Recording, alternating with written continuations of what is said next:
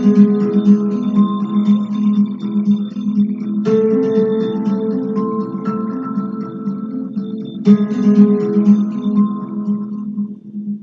everybody, and welcome to another episode of Truth Talk. I'm Steve. I'm here with my co-host Joe. Hello. And we bring you various conspiracy theories just to let you decide for yourself whether or not they're the real deal or they're not. And at the end of each episode, we give our own opinions on what we think about the conspiracies. They're nothing new. I mean, they're out there. You can research them. We just like to talk about them and bring them into the light. Bring it to the truth. Get to the truth, man. Get to the truth. All right, so today's episode, we're going to talk about probably one of the biggest conspiracy theories in the history of the United States of America. It's the assassination of the 35th President of the United States, John Fitzgerald Kennedy. JFK, all right. This might put us on someone's radar. If maybe. We get the right... Maybe. Who knows? So John F. Kennedy, like I said, was the 35th President of the United States. Bona fide war hero, World War II. Served on PT-109, responsible for saving the majority of his crew. He did a lot of things in his short amount of time as president, really. You all may remember a thing called the Cuban Missile Crisis, where he basically stared, eye to eye with Nikita Khrushchev and the Russians, and we got the Russians to blink first. And, that was a big deal, probably the pinnacle of his presidency. He was also, during his presidency, was a thing called the Bay of Pigs, which was it was a plan originated during the Eisenhower administration that was Cuban exiles were going to be repatriated to Cuba, and the idea was they would invade with air support from the Central Intelligence Agency. They would overthrow Fidel Castro, to reinstall a democratic government. Put a democratic government back in Cuba. And as we all know, that CIA air cover never showed up. And the Cuban exiles were pretty much slaughtered on the beachhead. And nothing was ever came of their attacks. So, as we know, they still have a communist government in Cuba. That being said, we're going to move ahead to the day of November 22nd, 1963. November 22nd, 1963. Is that Dallas? Yes. John F. Kennedy and Lyndon Johnson, they arrived in Dallas. They were in a motorcade, and they passed through Daly Plaza in front of what was called the School Book Depository. There, as we know, President Kennedy was assassinated. Such is history, right? Well, it's not so cut and dry, at least in some minds, it's not cut and dry. Okay, so I'll say this. So I was taught in school that John F. Kennedy was killed by a lone gunman named Lee Harvey Oswald. That's correct. Okay, that's the official report.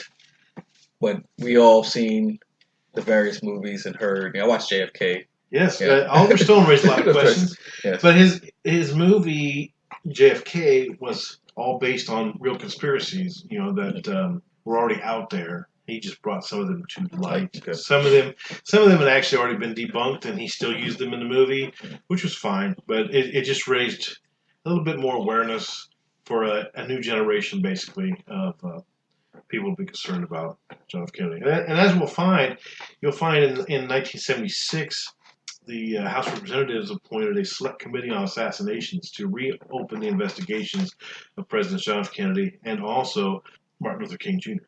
What they found in their reinvestigation was that there was a probability of conspiracy of at least a second gunman. So we'll talk about that in a few minutes. Probability, okay. Okay, so back to November 22nd, right?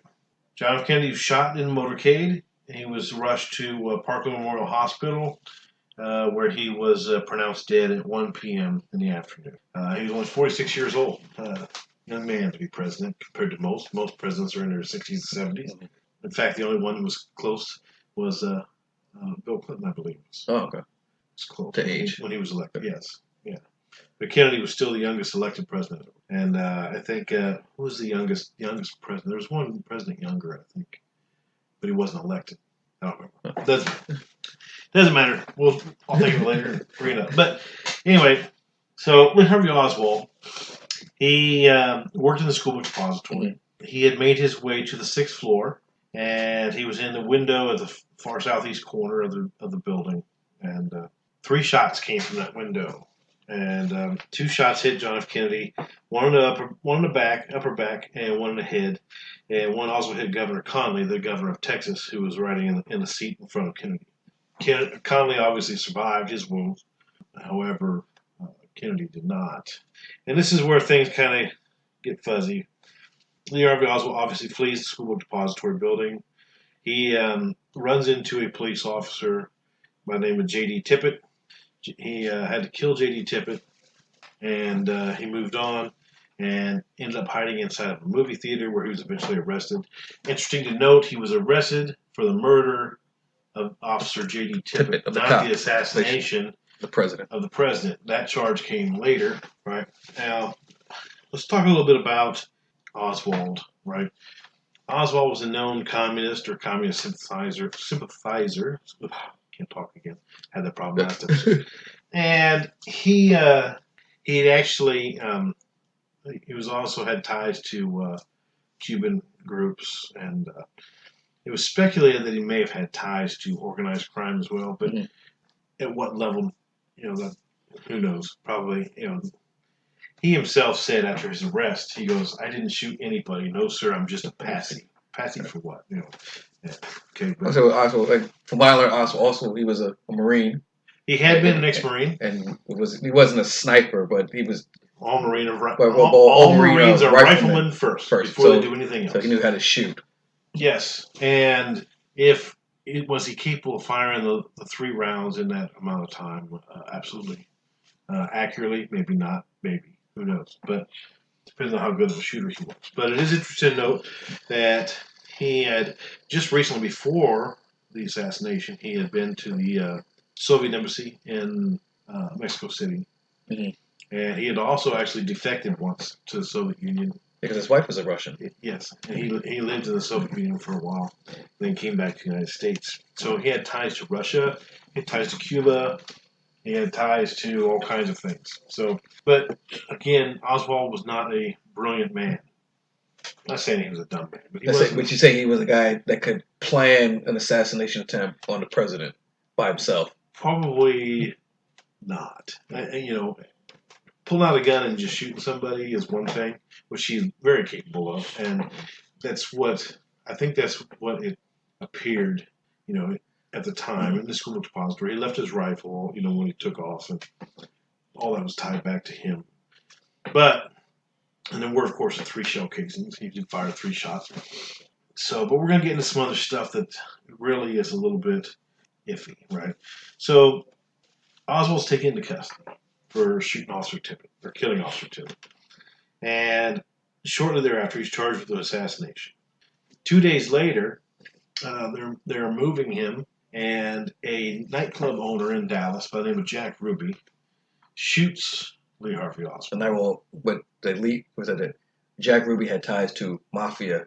He did. He had mafia ties. So he actually did. So he had organized crime ties.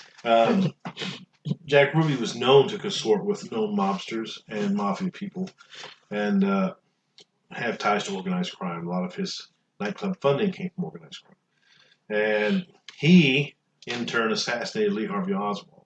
He supposedly did it, because he was a good patriot and thought Oswald needed to die.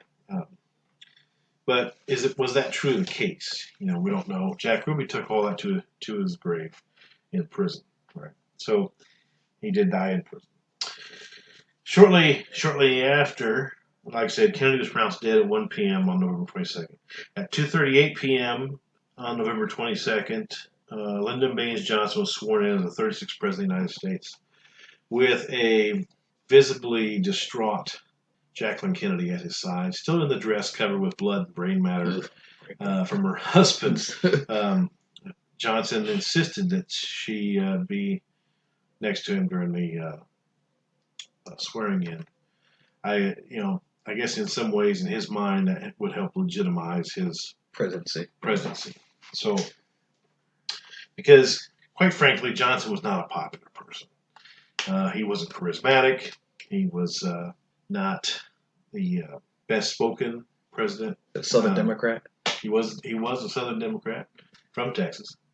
He, Kennedy's presidency was they called it Camelot for a reason. It was on a pedestal. I mean, here you had this young, charismatic man who enamored the entire world, and I think Johnson was a little bit worried that what he called the Kennedy people, mainly meaning John F. Kennedy's brother Robert, would not view him as a legitimate successor to John F. Kennedy, which was completely ridiculous because by law, by the Constitution of the United States, Lyndon Johnson would be the next president of the United States.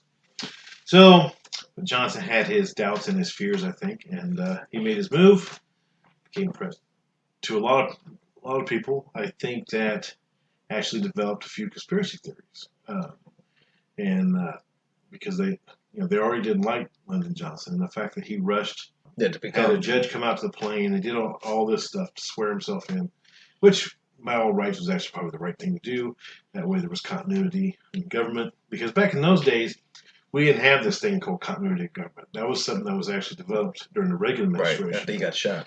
And so there was no plan to keep a smooth operation if the president was killed, until you swore in. We still operated in this old mentality where, he's dead, we got to swear in the next guy. But, Well, also, we're at the height of the Cold War, so you want to have some type of leadership, because in case the Russians would have taken advantage of they have no president, let's start World War III. So I think that was probably the main. So, whether or not you believe some of these things about Lyndon Johnson is pure speculation. But we'll get a little bit more about that in a second. So after the assassination, they appointed a commission called the Warren Commission to investigate the assassination of President John F. Kennedy. They they put together quite an extensive report. And the report concluded the 3 shots which killed President Kennedy and wounded Governor Connally were fired from the 6th floor window, southeast corner of the Texas School Book Depository. It also said the shots which killed President Kennedy and wounded Governor Connally were fired by Lee Harvey Oswald, and Lee Harvey Oswald acted alone. Of course, a lot of people don't believe that, right? And that's what we're here to talk about today, is the people that don't believe that, and what they believe. Robert Kennedy felt that the assassination of his brother was actually his fault. He believed it had something to do with the mafia, because in a strange twist, in a strange irony, one of the things that helped get John F. Kennedy elected to office was organized crime. They stuffed ballot boxes. Well, that's because his dad was a bootlegger. He was. Joe Kennedy. Joe Kennedy had ties to organized crime. And, it runs pretty deep. They used the daily political machine in Chicago. They stuffed ballot boxes. And, of course, as we know, John F. Kennedy beat Richard Nixon in the election in 1960, and he became the 35th president of the United States. So the irony was, once he became president, Robert Kennedy, his brother, and John himself, they decided that they wanted to crack down on organized crime in America. And in fact, the Kennedy administration, specifically his brother, as the head of the Justice Department, the Attorney General of the United States, correct? He went after mobsters like you wouldn't believe. And in fact, in the short 3-year span or 2.5-year span of their political office, they put away more organized crime people behind bars than every other administration in the history of the United States combined. So, needless to say, the mafia, or the organized crime in this country, we like to call it the mafia. Mafia officially don't exist. What do they call that? The Cosa Nostra. Not Cosa Nostra, yeah. That's you don't talk. But organized crime in this country was not happy with the Kennedy administration. All right, so there you have one possible conspirator for assassination. Right? You also have the Russians. The Russians were extremely angry with Kennedy in the United States. They were embarrassed on the world stage. They had to back down. Nikita Khrushchev actually ultimately lost his job as the premier of the Soviet Union because he backed down to John F. Kennedy. From the Cuban Missile Crisis? During the Cuban Missile Crisis. And, it wasn't a complete back down. We all know now that, that things have been declassified over the years, that there were some backdoor deals. where the United States actually agreed to remove missiles from Turkey in exchange for them to do it. But they made very sure that was not released to the public at the time. And the U.S. was good. The truth be told, the U.S. is going to decommission those. They were Jupiter missiles. They were outmoded and outdated, and they were going to be removed and dismantled anyway. But it was a token, if you will, strategic move, avert the war, right? Because now that's 10 years before my time.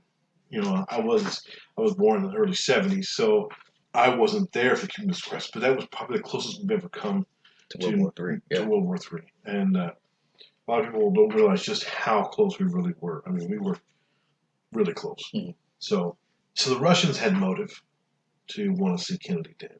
The Cubans themselves had motive to want to see Kennedy dead. Robert Kennedy himself had tried to have Fidel Castro removed from power or assassinated, and he'd made moves to take action against Castro, and all through the '60s, ever since Castro came to power back during the Eisenhower administration, the United States, secretly had been trying to undermine or get rid of Fidel Castro. Well, yeah, Cuba was one of our properties that we got from the Spanish-American War. It was, and we gave it independence, and correct. We had a basic puppet government that supported us. It was a democratic government. Yeah, Batista. And when that government went sour, we actually supported Fidel Castro, yes, which was funny. As a rebel, and then he takes over, and then just becomes a communist. He becomes a communist. And in reality, that was probably, we don't want to talk about it, but he actually went to Washington, D.C. after he took power. That was the first place he turned to for help and aid in his new administration. And Eisenhower wouldn't even take the time to meet with him. He made him meet with the vice president, which was Richard Nixon at the time. And Castro was affronted by that. He took offense to that. Whereas he turned to the Soviet Union and the top dog, Nikita Khrushchev, give him a big hug and welcome him with open arms. And next thing you know, Cuba's communist. The rest is history. So Castro had a vested reason for wanting to kill John F. Kennedy. On a sidebar, I have a great story about Castro and his religion. Yeah. So Castro practiced Santeria, which is Spanish voodoo. And in Spanish voodoo, it's in Santeria, you have a spirit that helps you and communicates. And I've met a girl who practiced Santeria and said that Castro, one of his spirits, is one of the most powerful spirits there is. Really? He practiced. So it was one of those things that protected him. I said, wow, if his spirit's that powerful, it's protect him from assassination from the United States government. Spiritually, it explained why all the operations the CIA tried to kill him went wrong, because he was protected by spiritually. That's interesting. Because, over the years, the CIA had some really interesting methods. Yeah. They knew... Fidel Castro was actually good friends with a guy by the name of Jacques Cousteau. You may know him. He's a Frenchman, diver, real famous for, diving the seas. But so Castro was a avid scuba diver himself. They even tried to put like explosive conch shells on the ocean floor, where he liked to go scuba diving. Okay, explosive they put powder, itching powder in his wetsuit so he would itch. They tried to make his beard fall out because they thought if his beard fell out, it was a symbol of his power. Crazy stuff that we did with this guy. So that's interesting because none of those things ever came to fruition. He was like always shielded by that from this. That's interesting. Maybe we'll have to talk about that in the future too. So anyway, but Castro had a vested reason to want Kennedy dead. Okay.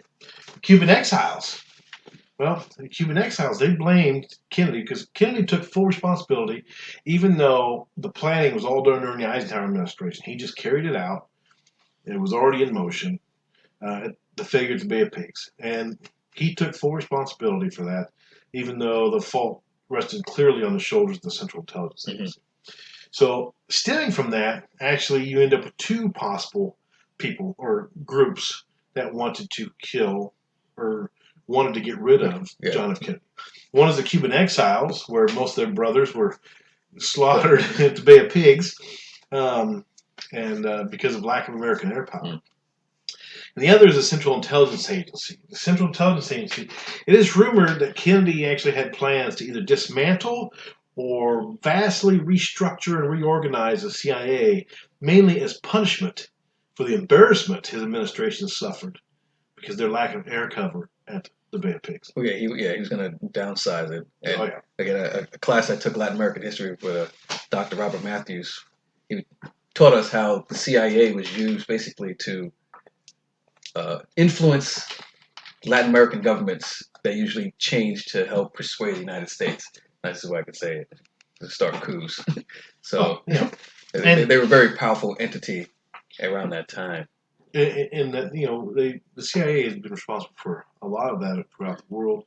I just seen this thing the other day. It was a really good story about CIA Director Casey from the early part of the Reagan administration, and a lot of the stuff revolved around Beirut and Lebanon, and it was very interesting. He took some of the things personal that happened in Lebanon. Everything from the Marine barracks bombing to the Hezbollah taking the Central Intelligence Agency's station chief in Beirut hostage. So he took that to heart, and he actually wanted to sanction assassinations of certain key Hezbollah individuals, and of course, assassination of a foreign entity, it was made illegal back in the 70s by the President of the United States, and so basically what he had to do is he had to prove certain things to the Reagan administration, and the Reagan administration gave him, I can't remember what the word they used, basically fact-finding is what they call it, I think, and basically they give him permission to sanction it as long as Americans didn't carry it out. So they ended up going through the Saudi Arabian government, and one of the crown princes who happened to be the ambassador of the United States at the time, and they about $3 million traded hands, and they actually tried to assassinate a guy from Hezbollah. But anyway, that's a story for another episode. Kind of got off on a tangent. Back to our thing. Right? So, but that's the CIA, right? The CIA, shady entity, and every first-rate government in the world has some kind of intelligence apparatus. The Israelis have the Mossad, the Russians have the KGB, Britain has the MI6 or MI5. I don't know. James Bond. They got James Bond, right? So. But you get the idea. Everybody has their shady elements to their government, and we're no different. Then there was also Lyndon Johnson himself. A lot of people believe that Lyndon Johnson desperately wanted to be president of the United States. Lyndon Johnson didn't think, and most people didn't think, that Lyndon Johnson could become president on his own. Mm-hmm. Again, back to what I stated earlier, he was not charismatic. He was not as eloquent of a speaker as John F. Kennedy. He was a good old-fashioned Southern boy, really, at heart, and at least in his attitude and the way he approached life. But he wasn't a dummy. No, he was pretty smart. He knew what he was doing. He was very calculated. Another reason was, President Eisenhower, before Kennedy took over, President Eisenhower made certain commitments to a small little country in Southeast Asia called Vietnam. Okay. And those commitments were for advisors and for assistants, basically instructors, things like that, to help train the South Vietnamese army. Mm-hmm. And Kennedy had fulfilled that promise as well. That was the carryover from the Eisenhower administration. So Kennedy gets a lot of credit for that too, even though it's bad credit. But and he sent the first troops to Vietnam. But was he going to pull troops out, or he wasn't going to? Well, the rumor was that he had no intention of getting us involved in a broader war in Southeast Asia, and the rumor was that Johnson was. You can't corroborate it, or confirm it, but that he actually was going to sign an order to bring all our troops home when we weren't going to escalate. Mm-hmm. Now, President Johnson, or Lyndon Johnson at the time, Vice President Johnson, he was highly invested in what we commonly call the military-industrial complex. Right? He had a lot of investments and not only in the oil industry, but in industries that manufacture weapons, uh, contractors to the military, things like that. And that was no secret. And he wasn't the first president to be invested in companies like that. He certainly wasn't the last. Dick Cheney was a great example. He was highly invested in companies like Halliburton and other companies that were, given a lot of military contracts, for whatever reason. So that wasn't necessarily unusual, but he would have stood to profit from escalating the war in Southeast Asia. Got it. Okay. Where Kennedy didn't want to escalate the war in Southeast Asia. So, and we all know what happened. Yeah. By the time Johnson was done, we had 500,000 troops on the ground in about Southeast Asia. So that's some of your key players. That's some of your big players, right? And why they may or may not have had reasons to want to assassinate John F. Kennedy. So basically, just summarize, Kennedy made a lot of enemies. He did, whether on purpose or inadvertently. To change the world in his vision, he had to break the wheel, and people didn't like that. Yeah, in Kennedy's time, the world was a little bit different place. Kennedy was proud to call himself a liberal, and but if you look at his policies, the way he felt about America and the world, and his ideals, he would actually lean more today toward the conservative side, and than the liberal side. The world has changed since his time. He was an idealist. He believed America. He believed in American greatness. He said that by the end of this decade, we'll put men on the moon, and we'll choose to do it not because it was easy, but because it was hard. He wanted a challenge. He believed that Americans should be challenged because we could rise to the challenge. And indeed, we did put men on the moon in 1969. So, of course, he didn't live to see it, but there's a conspiracy theory that goes with that. We'll talk about that in a later episode. Is that your next episode? So Kennedy was an idealist, and the reality was he was killed for that idealism, whether or not it was a lone gunman in the name of Lee Harvey Oswald, or it was multiple gunmen, or whatever. And we're going to talk about that now. Okay. It doesn't matter. He was killed for what he believed in, and had he lived and served a full term and probably a second term because he was that popular, we would live in a much different world today. I think. Not just a different United States, I think a different world, because he thought on a global scale. So, despite the fact his upbringing may have been a little shady in regards to his father's occupation, but and their family fortune, came from nefarious means, i.e., running booze during Prohibition. But at heart, John F. Kennedy was a good human being and cared about his fellow man. He cared about America, and was an interesting person. And it's a shame that he didn't get a chance to push that vision to the world. But anyway, back to the conspiracy. So in 1976, the House of Representatives set up a select committee on assassinations, and their conclusion was that they rolled out some of the more grandiose theories, although they're still out there, i.e., like Russia did it, Cuba did it, or whatever. But they did say probably a conspiracy involved at least a second gunman, and probably revolved around what was known as the grassy knoll. The grassy knoll is this little grass area near where the motorcade passed, and there's a fence along the back of the grassy knoll, and for years people swore that they seen smoke coming from the other side of the fence and heard a gunshot come from someone smoking a cigarette. Yeah. And so we'll talk about that a little bit here. So some of these theories, right, are interesting. There's one theory called, it's called the Umbrella Man. Yeah, and there's a picture, and you can see him off the side of the road. This guy's got an umbrella, and he opens the umbrella. There was some conjecture at one point in time that the umbrella was a gun itself, which would not have been extremely strange thing or out of the realm of possibility.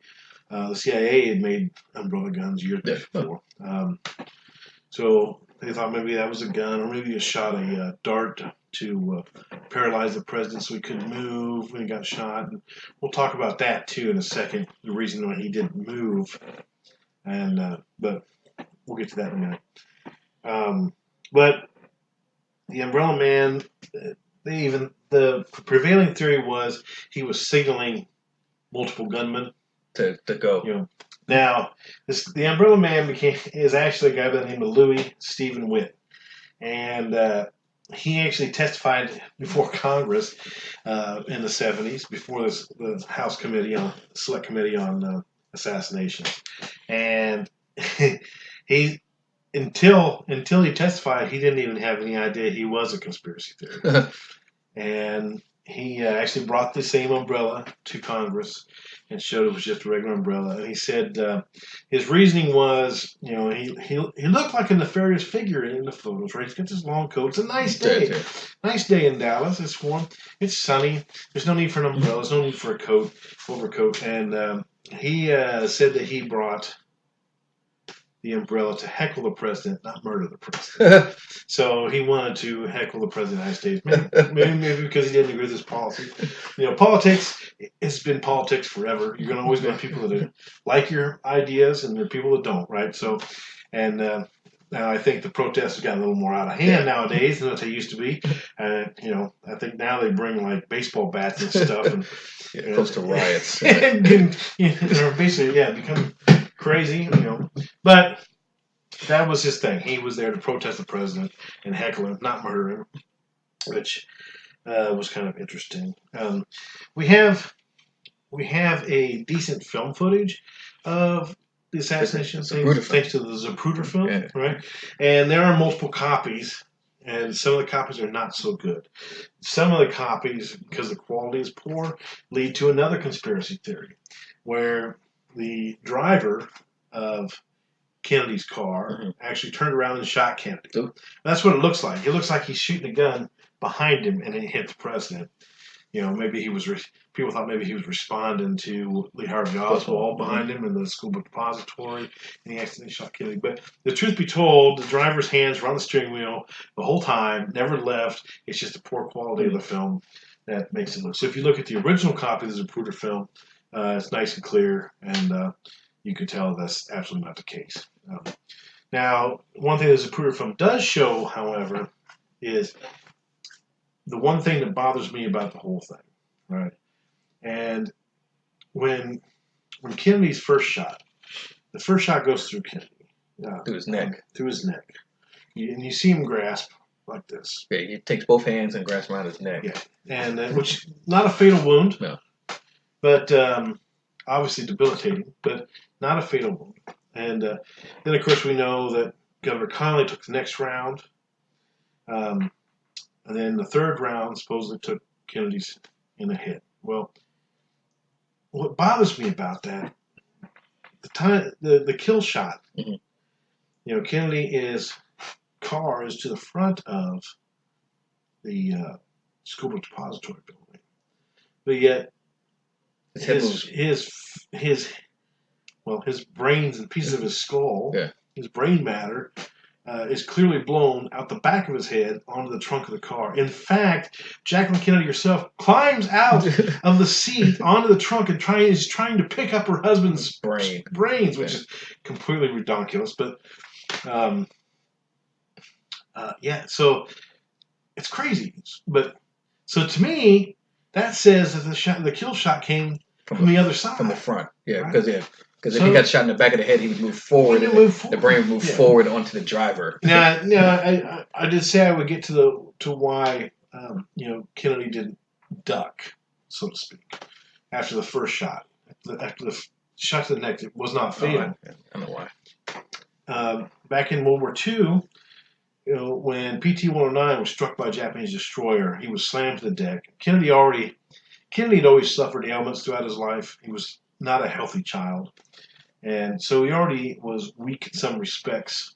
And one of those areas of weakness was his back. And when he was slammed to the deck of the PT boat, it injured his back severely, which coincidentally he still took a leather strap and took a burnt sailor, put that leather strap in his mouth, and swam 3 miles to shore with a broken back. Yeah. All right. So, but because of that, Kennedy always wore a back brace to help him sit up straight and to help with his pain and his back pain. So he couldn't bend over. The back brace kept him in an upright position. So he couldn't bend over. There was no place for him to go. And in fact, if you watch after the kill shot, when he does finally fall over, he falls whole over. He doesn't slump over because he can't slump. The back brace keeps him in the upright position. So that, although it was something needed for his personal comfort, probably got him killed in the long run. So, but back to the shots in the front. Okay, so that comes back to the grassy knoll. You have people that swear the shot came from the grassy knoll.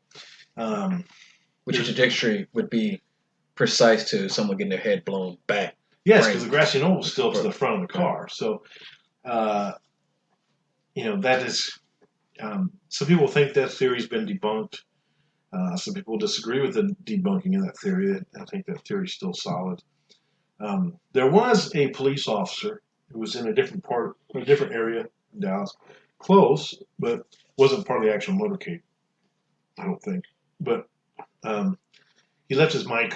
He had a hot mic, and so they were able to record the sounds of what was going on around. And many experts have listened to it and diagnosed the recording, and none of them are conclusive. But there are some experts that believe there's as many as 8, and others believe as many as 12 to 14 shots that they hear on the recording. Now, the Warren Commission also listened to this tape, and they concluded that they were just car backfires. Take that. But yeah, the Warren Commission said 3 shots. Correct? 3 shots. And then, so the first one they couldn't find the shell, right? And the second shot is the one that goes through Kennedy's neck, but then we have the infamous magic bullet theory. Where it goes into and hits Connolly and in and up and around, and ends up through Connolly's arm and it ends up like on his wrist. He hit there. Yeah, and they end up finding this pristine bullet. They went through 2 people and a seat and a bone. Yeah, and some bone, and perfect. And they found this perfect bullet on the stretcher, which is kind of So that's where the BS comes from. And then the third shot was the magic. It was the infamous kill shot. The infamous kill shot. Yes. So 3 shots, but there's a recording that says that there's probably 8, maybe as many as 14 shots fired. You got this guy opening an umbrella, sending a signal. Who knows? Yeah. So the multiple gunman theory is actually probably the most sound theory, but it still doesn't tell you who was involved or why. The fact that Jack Ruby sacrificed himself to assassinate the Patsy, or Lee Harvey Oswald. Oh, didn't Jack Ruby, did he have cancer or something like that? So he was dying anyway? He did. He ended up dying of cancer. So the first was assassination, he killed the assassin, and that guy's going to die in jail, and because he's mafia, he knows how to keep his mouth shut. Yeah. So, it seems like the perfect person to take out your assassin. Yeah, so did the mob kill John F. Kennedy? Or was everybody working together? And I think that's where we come, because everybody. And that would be like the penultimate conspiracy. Because then, the CIA helped. Didn't mafia help the CIA with the Bay of Pigs? The Cuban. The mafia did not like Castro. Yeah, because he closed down. Pre-Castro, Havana was the Las Vegas of the Caribbean. Godfather 2 for you movie buffs. Yeah, that Havana was beautiful. If you've ever seen pictures of pre-Castro Havana, it was a beautiful place. It was, it would have rivaled if it had been Democratic this whole time, and Havana would have been allowed to come up. It would have rivaled Las Vegas. I mean, that's the way Havana was, and it was like the mob's playground. Yeah. So they were very upset. They were very upset about Cuba. They were very upset about Kennedy putting their people behind bars. Yeah. So the mob had a lot of motive for wanting Kennedy a democratic Cuba and a president that they need removed from office because he's cracking down on them. You got the CIA. So it seems like these entities, even though they have different goals and missions, that they all have the common. They want Cuba and they want the president out. Absolutely. I think that's a very good possibility. I think they could have been behind it. I think the CIA could have been behind it. I think it could have been a combination of CIA and mafia. I highly doubt that it was Russian involvement, to be honest. Even though Castro had ties to Russia, I think that was more coincidental than anything. I think once Castro came back to the United States with his Russian bride. You mean, so you talk about Oswald. Oswald, yeah. Yeah, Oswald. Holy crap, I lost my mind. Yeah, but once Oswald came back to the United States from Russia with his Russian bride, he never really made much of himself. He just could never seem to get ahead.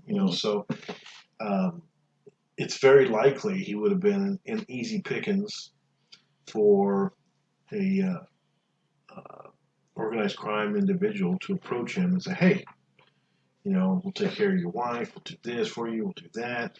All you got to do is do this, and don't worry, Isn't there like a theory that Oswald was actually working with CIA when he defected to Russia? To gain information. There it is. That's another. That's a conspiracy theory in its own, and they were using him for information. Yeah. So, what if he was? What if he was a CIA informant? Yeah, because he has CIA ties, which puts him in this again, but that brings it full circle. Everybody together.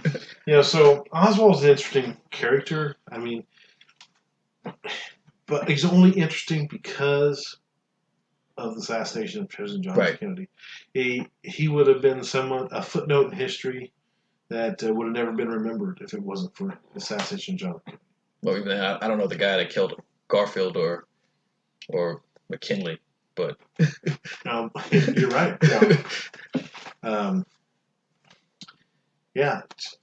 It was just his assassination was probably the biggest. I don't want to say the impact. Well, it had a huge impact on America, and it had a huge impact on the world. Actually, the whole world mourned the death of John F. Kennedy, not just the United States. But so that is a definite possibility. I think. Like I said, I don't buy the Cuban exiles. One, they weren't organized enough to probably pull something like that off. A lot of them never came back from the Bay of Pigs. So, for them to have the ability to pull something like that off, I doubt it. Lyndon Johnson, on the other hand, possibility. But to be honest with you, Johnson has a level of intelligence and a level of dumbness, so to speak. I don't mean like dumb in terms he's not intelligent. It's just ignorance. Ignorance is probably a better word. He is what he is, and he is, like I said, he is he's a country boy at heart. Really, he really, really is, and I personally don't think that he was probably involved in the assassination. I don't think he was involved, but it's probably, if the CIA and these entities, they generals that want to escalate Vietnam, CIA wants to expand their budget, and you have a president that doesn't, you talk to the guy that's second, like, hey, man, if you were president, what would you do? Well, I want to expand Vietnam. I'll keep you CIA. So, sure, hey, if we bump the guy up top and maybe move him up to number one, maybe we get what we want. He definitely benefits from the assassination of John F. Kennedy. So, but that's very plausible too. because the CIA benefited from Vietnam as well. Yes. There are many things the CIA benefited, not just intelligence-wise, and the CIA actually turned profit during Vietnam.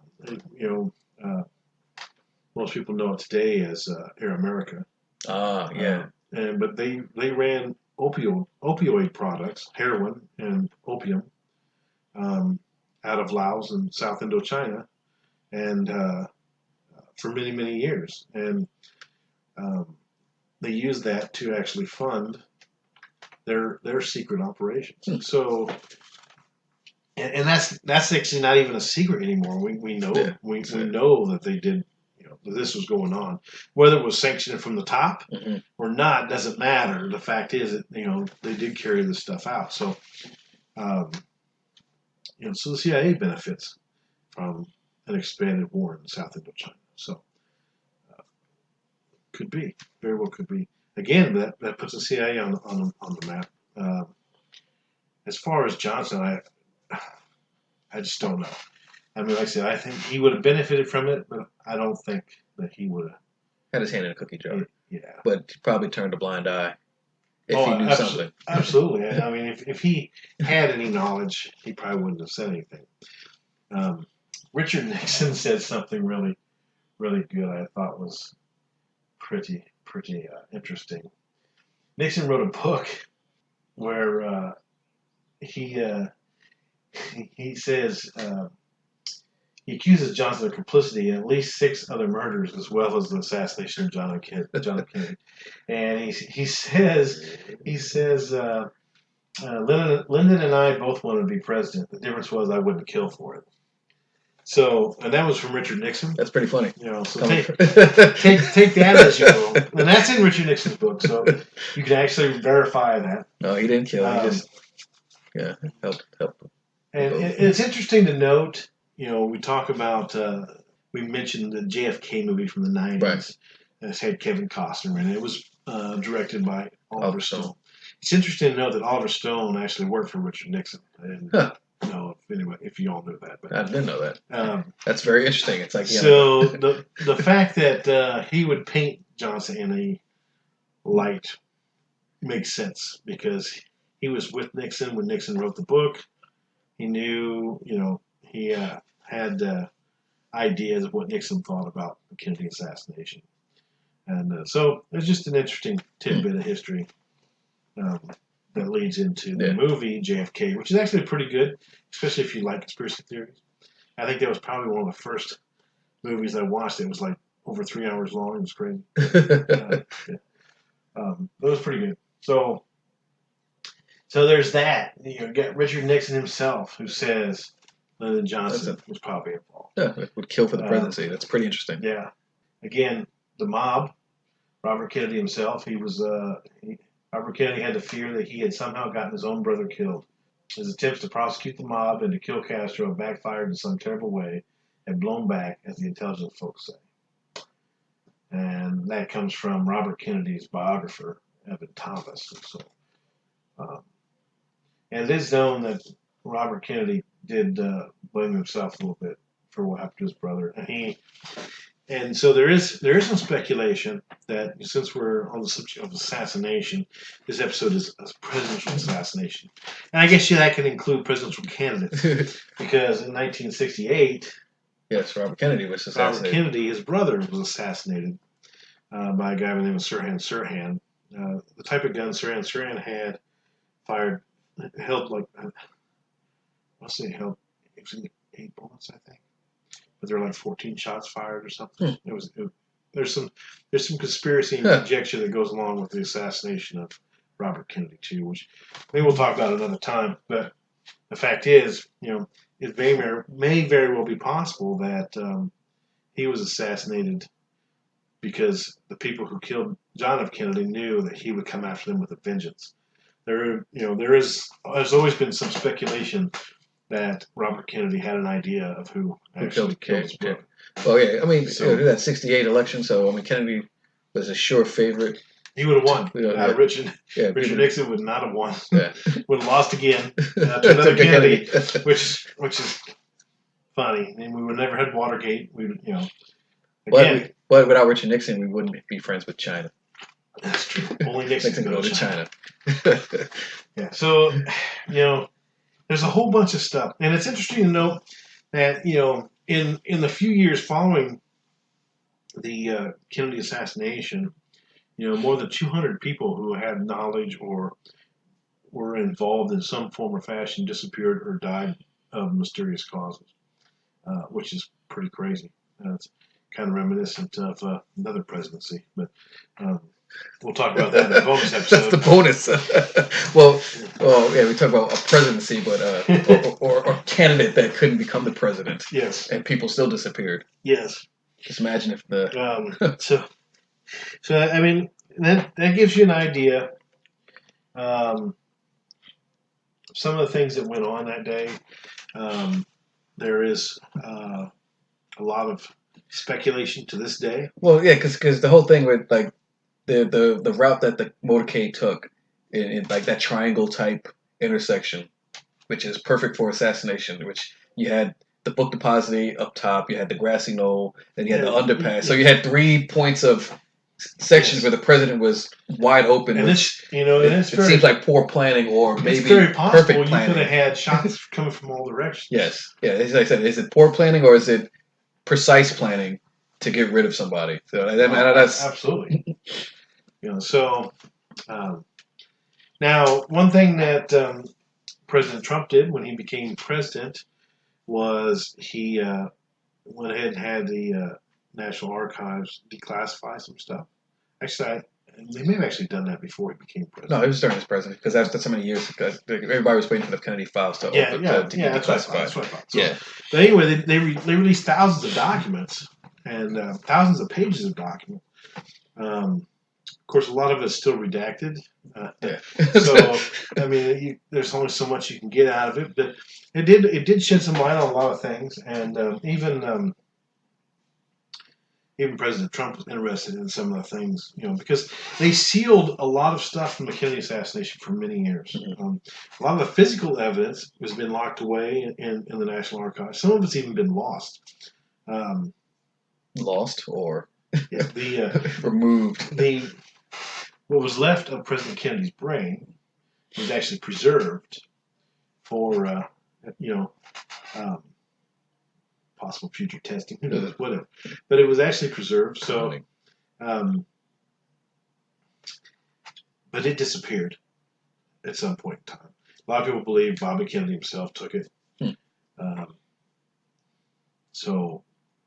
For various other reasons, had nothing to do, had to do with protecting his brother's reputation, and not anything to do with the case, with the assassination. But so there were just a lot of strange things that happened.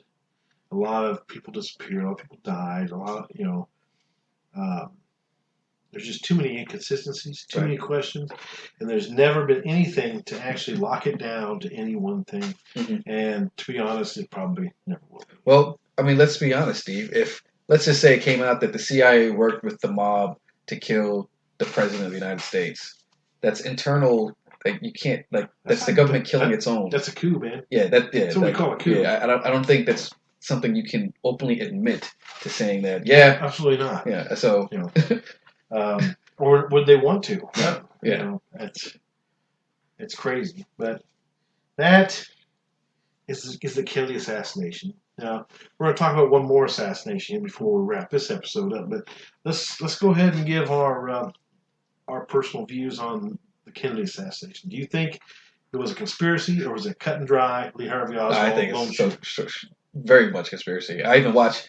Yeah, it's funny because I watched this stuff on the History Channel, and they talked about how Oswald could have made all 3 shots, and it's almost like the conspiracy is covering up to show you, hey, we have proof nowadays that he did do it, to show that he was a lone gunman. So like we're doing a lot more to prove that he did it, but which makes me skeptical. Here's the thing with there's that. More people involved. Here's the thing with that. We've taken, in order to prove that, we've taken marksmen, to make the shot. To do that shot. Could Oswald have made the shot? Sure, he could have made all 3 shots, but they would have everything would have had to been perfect. Right. And when you are under that kind of pressure, I mean, you're about to shoot the president of the United States. It's one thing to shoot a gel dummy in a convertible for a test, when there's but right. he's up there. He's the president of the United States, the most powerful man on the globe in your vision. Think about the pressure. Yeah, the sweat running down your eyes because one, it's hot. It's Texas. Yeah. And two, you're nervous. You're like, oh my God, I'm gonna kill this guy, right? And to make all three shots perfect. Yeah, I think it's just stuff to like make us not think about it so that you can just cover up the conspiracy. I kind of agree with that too. From my point of view, I do believe it was a conspiracy. I don't believe Oswald was a lone gunman. I believe there were multiple gunmen, and I do believe the mob was probably the primary candidate. I very much lean towards the fact that the CIA was probably involved in some way. I don't necessarily buy into Johnson being involved, although it was very possible. Mm. And he would have had motive. I mean, he wanted to be president of the United States. And who wouldn't? The most powerful man in the world. It's the worst job in the world. But it's the worst job in the world. Look at every president that goes in there. They look good when they go in, and they look ragged. Age 50 years. When they come out, they look like they've been through some geriatric program. But it's pretty crazy, but it's true. And so why anybody would really want that job, I don't know. Which is why I don't believe Johnson was probably directly involved. He may have had inadvertent knowledge, but I don't think he was directly involved. And in fact, just his 4 years as president took its toll. It's why he didn't run again. He's like, I don't think I could survive another term. And in fact, he didn't. 3 years later, he was dead. Yeah. So he wouldn't have survived another term. And he may not even have survived that long because it does take a toll. And especially in the 60s, you get Vietnam War going on. You've got civil rights movement going on. So there was a lot of civil unrest in the United States. We're trying to fight a war abroad that we're losing, and and it's just it would have been a nightmare presidency. Yeah. And the fact that Nixon took it on was amazing in its own right, and the fact that he survived his first term and got a second term. Of course, he didn't get to finish the second term because Watergate. Hey, he wouldn't kill for the presidency, but damn sure. I am not a crook. But he damn sure would cheat for it. He would. So that's my feelings on the Kennedy assassination. I do think it's a conspiracy. Joe thinks it's a conspiracy. You decide for yourself. Go check out some of these things that we talked about. They're all available online in different sources. You can look wherever. You can get basic knowledge from something as simple as Wikipedia, although I don't trust Wikipedia because anybody with a keyboard can write a story in Wikipedia. But it is a good place to get started, and then you can go research other things directly from there, which is nice. But there's a lot of good stuff out there. There's a lot of good stuff on historychannel.com. Check that out. They've got a lot of good stuff on the Kennedy assassination. Watch the movie. Watch the movie. Watch JFK. It's a good movie. Kevin Costner. It's worth a watch. Now, before we move on here, and in this show, I want to talk about one more president that was assassinated. And that was the 16th president of the United States, Abraham Lincoln. Probably 100 years prior. Yes. April 14th, 1865, Abraham Lincoln and his wife, he actually didn't want to go. He'd been promised to take his wife to a theater, and so they went to Ford's Theater. And, so you mean a man listened to his wife and got murdered? He did. Yeah, he did. Not a lot to matter, but hey, see, that's what happens. So Lincoln shot at Ford's Theater by a man by the name of John Wilkes Booth, who was a very well-known actor, especially in the D.C. area. And he was also a Confederate sympathizer, right? So he snuck up to Lincoln's booth and shot Lincoln in the back of the head. And he famously jumps off the balcony onto the stage, which he breaks his leg. Mm-hmm. And he shouts to the crowd, "Sic Semper Tyrannis," which happens to be the state motto of Virginia, by the way, which is "Thus ever to tyrants." He then makes his escape, and seeks help. He stops by a farmhouse that belongs to a doctor. The doctor's name is Mud. Mud sets his broken leg and helps him out. Mud was actually arrested and convicted to a life sentence for setting the leg of John Wilkes Booth. He was later commuted, but he was forever, his career as a doctor or anything was ruined. You ever heard of the phrase, your name is Mud, or my name is Mud? Okay, it comes from Dr. Mud's life because his name was Mud for helping one of the most reviled people on the planet at the time, which would have been John Wilkes Booth. John Wilkes Booth had some co-conspirators. One was a guy named David Harold. There was another person by the name of Mary Surratt. Because they were kind of take out the president, vice president, and the secretary of war. Oh, the Secretary of State. The state. Okay. Seward. Okay. So, Mary Surratt, she was nothing more than the patriarch of this family, and she owned this boarding house where they had this meeting. And just because, whether she was actually involved or not, it's never actually fully been proven. But because she was there, she was the first woman executed by the federal government of the United States. She was hanged with the other co-conspirators on July 7th, 1865. It's interesting to note that, we see things all the time where somebody commits a heinous crime and then there's like this huge manhunt, right?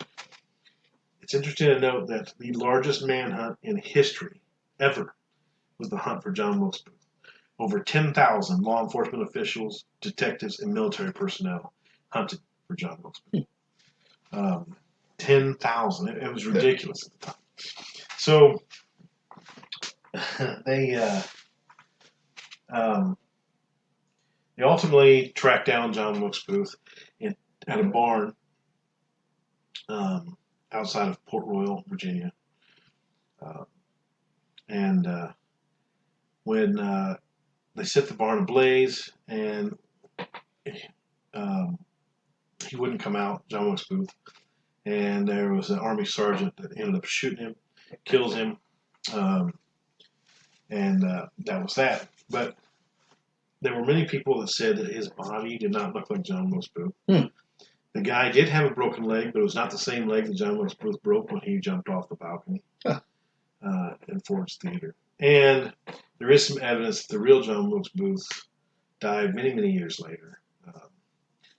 And I think it was either Arkansas or Oklahoma, somewhere in the country. Yeah. Tennessee, maybe. I heard Tennessee. But, so, the fact that, and there was also a guy by the name of John St. Helen who supposedly told Edwin Booth, John Wilkes Booth's brother, that he had survived and that he was now dying of an illness. This was many years later, of course. So there were people that thought that Andrew Johnson was involved. And, it's interesting to note that we talk about like fake news and stuff like that today, right? Misinformation and stuff. But this stuff was rampant at the time, and it was the same for the Kennedy assassination. It was rampant. You want to talk about fake news? There was all kinds of misconceptions and misinformations put out that was confusing to people. And think of it in Lincoln's time, where at least in Kennedy's time, you had like Walter Cronkite. Right. You had actually news. You had TV news, right? You didn't have that. You had newspapers and you had the telegraph. And your news was much more sketchy in Lincoln's time. So you got bits and pieces. You didn't know. It was just like Dr. Mudd. Dr. Mudd did not even know that Lincoln was killed when he helped John Wilkes Booth. Crazy, no Facebook back then to tell you. Right. But yet the guy is convicted and sentenced to life in prison. They later commuted. But, for the fact that he set this guy's leg, and he didn't even know what had happened. Right. So, it was a much different time in the way communications happened. And but there are people that thought that Andrew Johnson was behind it, or at least involved, because he was a Southerner. Right. Lincoln chose him as his second vice president specifically because he was a Southerner. He was from the state of Tennessee. Tennessee was the first state to rejoin the Union during the Civil War. And Tennessee was a border state, though. No, it was full Confederate. Secede. Yeah, they seceded. Ulysses S. Grant brought them back. Liberated back to the Union, if you want to call it. But yes, they were the first state to rejoin the Union, and the three border states were Maryland, Kentucky, and Missouri, and the U.S. We actually created West Virginia, right? Out of Virginia, out of Virginia to be a border state as well. So, but so Tennessee rejoined the Union. Lincoln had no intention of punishing the South for the Civil War. He wanted peaceful reunification. Mm-hmm. He and this is a man. You think like in 2001 after 9/11. You think we give George Bush powers, or in December 7, 1941, we give Franklin Delano Roosevelt powers, war powers, as we like to call them. In fact, 2001 was called the War Powers Act, or War Powers Authorization Act. And in 1861, when we went to war with the South, well, when the North went to war with the South, they gave Lincoln unlimited power. Lincoln literally could have done anything he wanted to. In fact, he did do when he needed to, whatever he wanted to. He would suspend habeas corpus. He did what he needed to do. He declared martial law in the city of Chicago. It was that bad, So he had unlimited power to do what he needed to do to accomplish what he believed he needed to do. Mm-hmm. And they didn't know if he would give those powers back at the end either. Yeah. Of course, he did. Yeah. But Lincoln was a unique individual. There's a reason he's called Honest Abe. Lincoln was a good person at heart. He just understood. For somebody who was self-taught, right? He grew up in the Midwest. He was born in Kentucky, moved to Indiana, then moved to Illinois.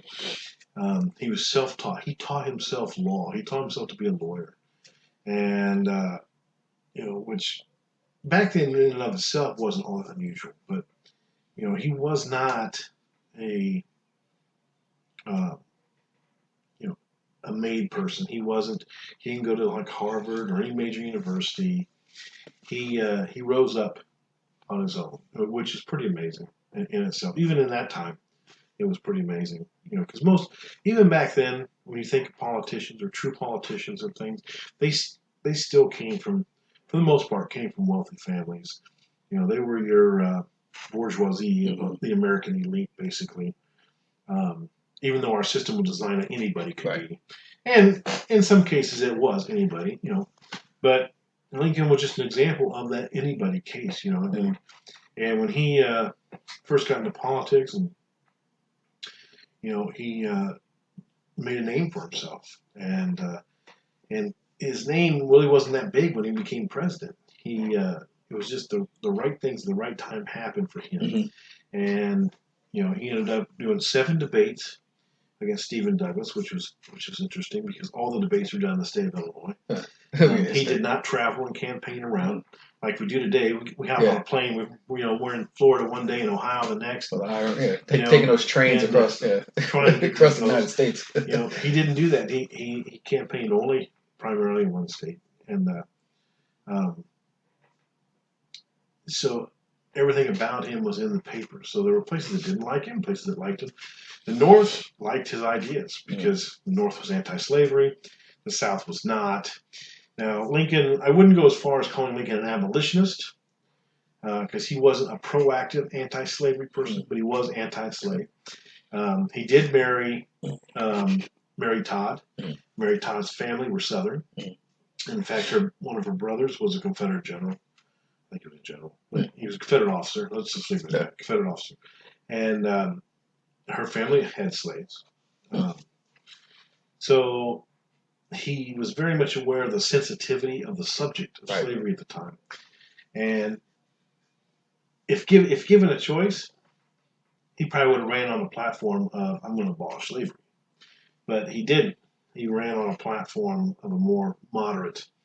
And in fact, it wasn't until, after the South succeeded and the Civil War was well on its way, it wasn't until 1863 that he felt comfortable enough to free all the slaves. Right.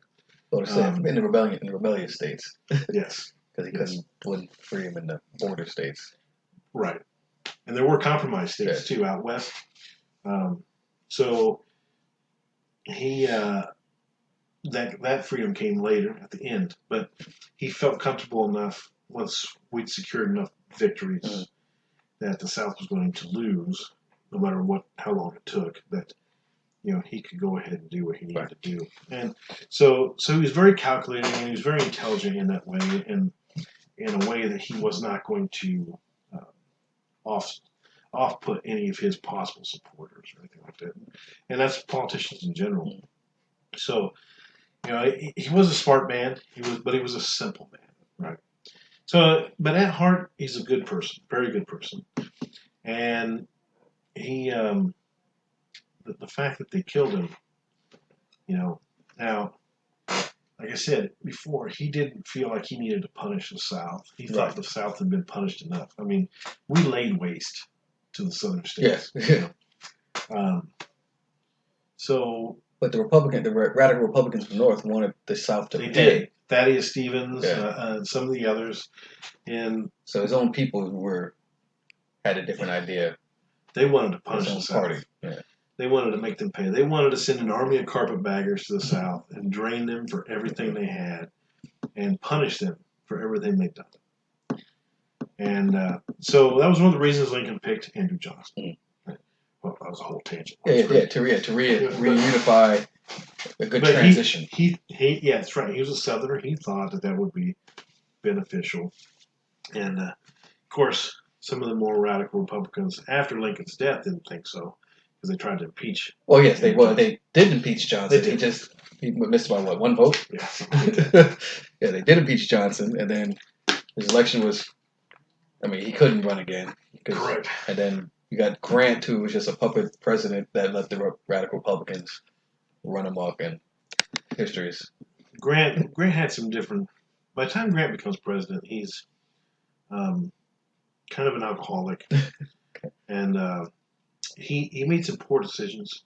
Like he gave cabinet positions to some of his relatives. One of them was his brother, and they made some really poor decisions, especially involving the westward expansion and the American Indians, specifically the Sioux and the Dakota territories, which ultimately led to the Battle of Little Bighorn, which we all know. Yeah. Custer.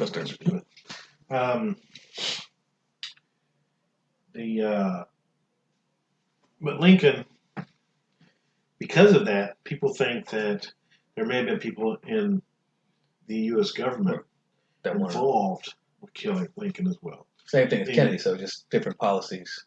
Exactly. The president doesn't agree with my policy, so we need to remove the president. There was a theory that Jefferson Davis had ordered the assassination, and John Wilkes Booth had carried it out for him. Jefferson Davis later in life said that he did not. He was actually quite surprised and disturbed by the fact that Lincoln was assassinated, because he felt that reunification and reconstruction of the South was much worse under other presidents. Right. Yeah. If he did that, Lincoln would have been under Lincoln. Yeah, it would have been just and so that kind of puts that one out the door. But there were solid theories about people in the U.S. government, including Secretary of War Edwin Stanton. Because it's interesting to note that not long before John Wilkes Booth makes his way to the booth, the balcony booth where Lincoln and his wife are. The guard that was posted outside is mysteriously told to leave, or you can go home or whatever, or he just decides to walk away on his own. Was it that way? It was an infantry that guarded the president. Yes, and then we didn't have a secret service. Correct. There was no secret. So, but all the people who were supposed to be protecting the president that night mysteriously left their posts. Whether they were told to leave their posts or whatever, they weren't there, which allowed John Wilkes Booth unfettered access to the president. There is no doubt that John Wilkes Booth killed Abraham Lincoln, but there is doubt whether or not he died in that barn, and there's doubt about who was all behind. So it's just interesting. It's another. But his is conspiracy because there were other people that were supposed to be killed that night too. So I mean, there was. He wasn't working alone like so-called Lee Harvey Oswald. He was working with a group of people that were going to kill, the top brass of the U.S. government. One of the targets was Andrew Johnson, because this group of Southern sympathizers that John Wilkes Booth was definitely a part of. They believed they viewed Johnson as basically a turncoat kind of thing, sellout. Yeah, so they wanted to kill him. They wanted to kill Seward, who was the Secretary of State, and just one other person they were trying to kill too. But the point is they probably just their idea was to throw the American government into chaos, and obviously that didn't happen. But it's interesting to note that the bullet wound in the back of Lincoln's head may not have been fatal. It may have been possible to recover from that, but medical technology at the time was not the greatest. So what ended up happening, you end up with this, this doctor. He's poking and prodding this bullet hole, basically shoving this stuff into back of his head, Lincoln's brain. Oh God! And so between his finger and his tools and whatnot, that's probably really what killed Lincoln. Now, would he recover? Nobody will ever know. But it may have been possible. It may not necessarily have been a fatal wound. As you know, people have been shot in the head before and survived. But when you start digging around, someone's brain pan. So, but it's just interesting to note, and it's interesting that some people think Edwin Stanton was involved. It's very possible, but it's again, that's for people to decide. I'm kind of out in the no man's land, I guess, with this one. I don't really have an opinion. I personally don't think that there was this, other than the known conspiracy. Right, the known conspirators. Right. I don't think there was a conspiracy to kill Lincoln. But there are some doubts and there are some questions out there. Now, I do kind of think that maybe Lee Harvey Oswald, or John Wilkes Booth. God, I got too many things on my brain. John Wilkes Booth may have actually gotten away, and they may have killed the wrong person. And I only believe that because John Wilkes Booth was a famous actor. Many people have seen him. They see him on posters. They see him on stage, and the soldiers that were around the barn at Port Royal, they all said that the guy didn't look anything like John Wilkes Booth. But, they went with it, and they got him, and that was a closed case, So the fact that he may have actually gotten away and escaped is interesting. There's another theory about when they captured Jefferson Davis, right? And I think there's actually a show on that deals at least with the part of the gold, because Jefferson Davis had a large amount of Confederate gold with him when he was captured, supposedly, and that gold all disappeared. Okay. But I think there's a show about the gold. I think it's called Curse of Civil War Gold or The Curse of Civil War Gold, something like that. one of the same guys that does the Oak Island stuff, Marty Liganis, I think is his name, is one of the backers for this investigation about. But yeah, so but there's a guy in Michigan, and his name escapes me, but you can watch that show. It's on the History Channel. If you want more details about that, but basically they think that they stole the gold, and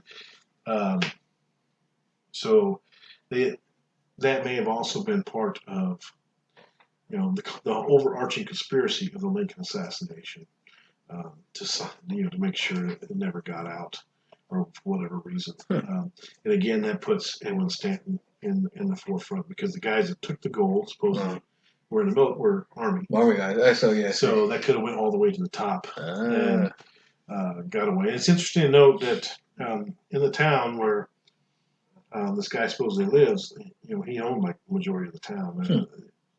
He was a pretty wealthy person after the war. So he said, I'm not real up to speed on that, but there is a show out there that you can watch, which I think is supposed to be pretty good. And check it out. I think it's like I said, it's on History Channel. It's like Curse of Civil War Gold, something like that. But it's definitely worth a watch if you're interested in that aspect of the Civil War history. But I'm going to leave this with Lincoln's assassination. And like I said, I think John Wilkes Booth may have gotten away. He may have died later in life, got sick, or just died of old age, or whatever. But I'm not 100% convinced they got the right man in that barn that day. I'm not 100% convinced that they hung the right conspirators. Whether or not they were guilty or not, some of them were definitely they were definitely Southern sympathizers, Confederate sympathizers. But like Mary Surratt, was she really involved? Nobody really knows for sure if she was. She, for all we know, she just poured their mead and ran the boarding house where they were staying and meeting, and they hung her anyway. So who knows? Don't really know. Very interesting. Very interesting. I did hear. I saw something that that did think that John Wilkes Booth did escape. Yeah. And lived out his life. Yeah, which would be crazy. Like I said, especially given the size of the manhunt. Yeah. Like I said, it's the largest manhunt in the history of mankind. I think but you call it dead to give the people closure, just like we did with Lee Harvey Oswald. Make him the assassin, he's dead. Absolutely. So the people have closure. Because when there's no closure, you ask questions, which why we have Truth Talk. So we can ask these questions, because unexplained, unanswered. Right. Well, for Lincoln, in Lincoln's time in office, it was probably one of the toughest presidencies in American history. Probably worse. I mean, it had to be. I mean, yeah, I'm pretty sure World War II was tough, and for Roosevelt, I'm pretty sure World War I was a little bit tough for Wilson. Vietnam was definitely tough for Johnson. Yeah, but I mean, you have to look at the world at the time. This guy had to, repair what had been broken. Yeah. Our country was ripped in half, and we weren't a world power. No. I mean, of course, that changed after the Civil War. Yeah. But mainly because of innovation and technology. And the Civil War spurred tons of technologies that we hadn't had before. But we really didn't become a world power until the Spanish-American War in 1898. Well, yeah, we became global. Yeah. So we had global territory. So, it was really tough, And Lincoln had other worries too. He had worries that maybe the South could convince Britain to come in on their side, or so he had to worry about the external threat to the United States. That's why the blockade. Was it the French helping the Southerners, the Confederacy? Well, the British did too. Well, the British, yeah. But they wouldn't get directly involved. But by blockading, we were cutting off their trade. Right. I mean, they relied on cotton from the South and stuff, and. So there was a very real threat that they could come into the war on the side of the South. And so Lincoln had to worry about that. He had to worry about the southern states, and he had to figure out what he was going to do. Then he had all these other things going on that he had to worry about. And so it was probably like the toughest presidency in history. Oh yeah, of the United States. Dispatch and yeah. Well, I mean, you had other things. You had Lincoln's Secretary of State, Seward. Mm-hmm. Have you ever heard of Seward's Folly? Yeah, he bought Alaska. He bought Alaska. It turned out to be like a gold mine. I lived on Seward Avenue. That's why I know. At the time, nobody really thought that,